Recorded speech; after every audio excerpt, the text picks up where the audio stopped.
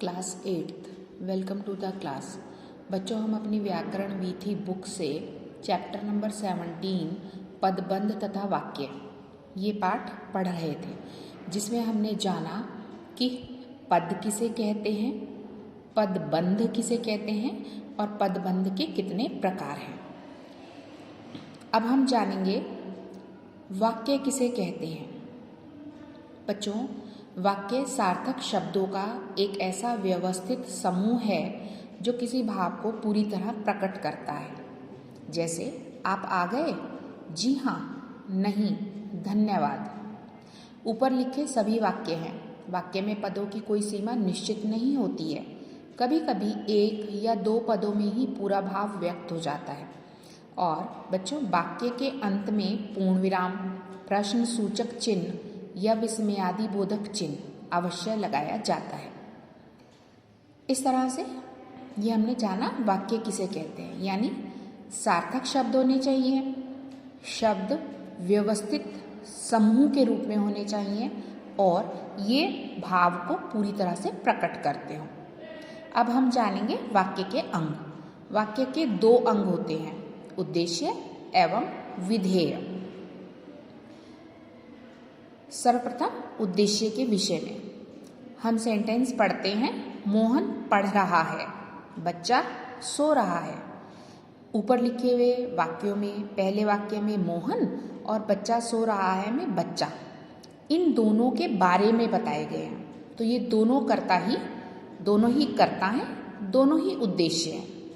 और पारिभाषिक तौर पर इसको क्या बोलेंगे, मतलब परिभाषा क्या है इसकी, वाक्य में जिसके बारे में कुछ बताया जाए उसे उद्देश्य कहते हैं। और आमतौर से ये कथन कर्ता के विषय में ही रहता है। वाक्य का दूसरा अंग है विधेय। इसके उदाहरण देखिए। श्यामलाल फल बेचता है, खरगोश घास में खेल रहा है। इन वाक्यों में श्यामलाल और खरगोश ये क्या है, वाक्य के उद्देश्य, जिसके विषय में हम ऊपर पढ़ चुके हैं।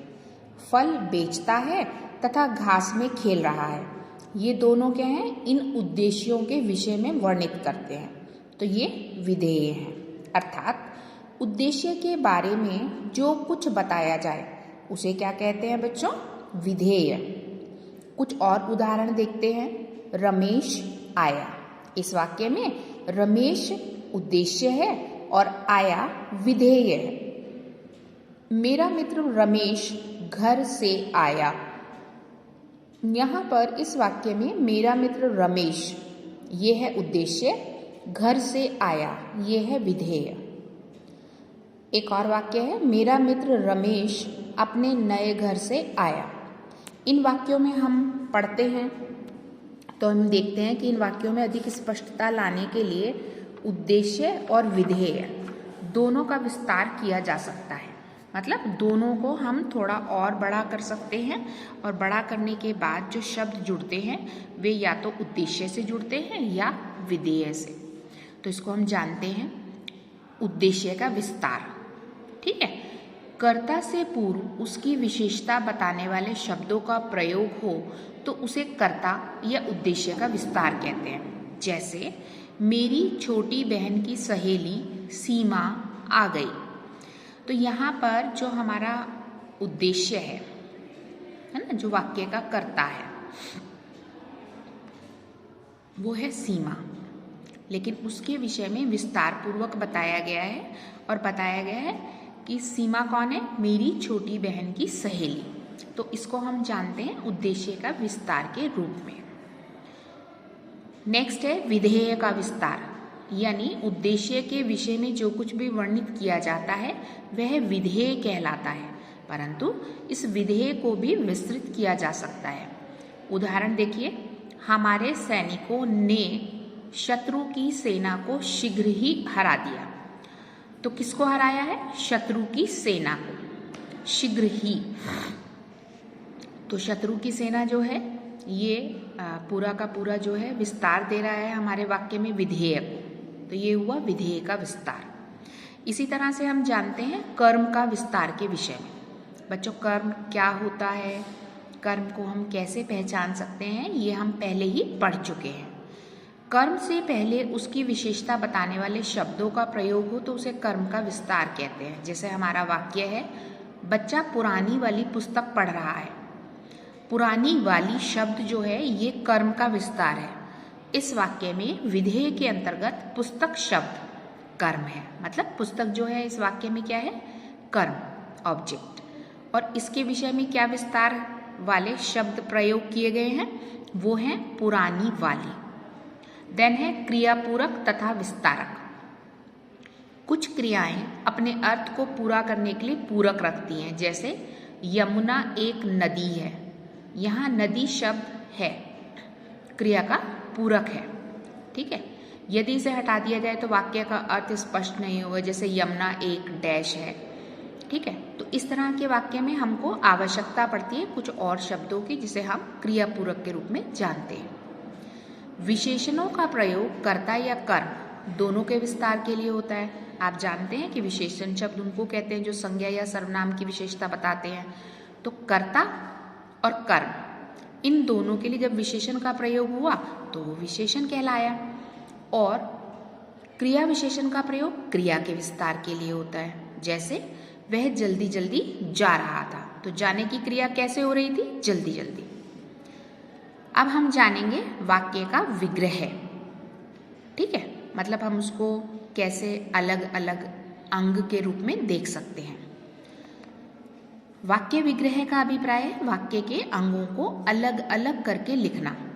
उद्देश्य तथा विधेय को इन 5 भागों में बांटा जा सकता है। मतलब हम जैसे सेंटेंस को बांट कर देखेंगे तो पहला बांटना उसका है जिसमें हम जानेंगे कि उद्देश्य और विधेय होता है। ठीक है, तो ये हमने 2 करे, मुख्य मुख्य अंग उद्देश्य और विधेय। लेकिन जब हम आगे इनको फिर से बांट कर देखना चाहते हैं तो इनको अलग अलग तरह से इस प्रकार से बांटा जा सकता है। पहला है कर्ता।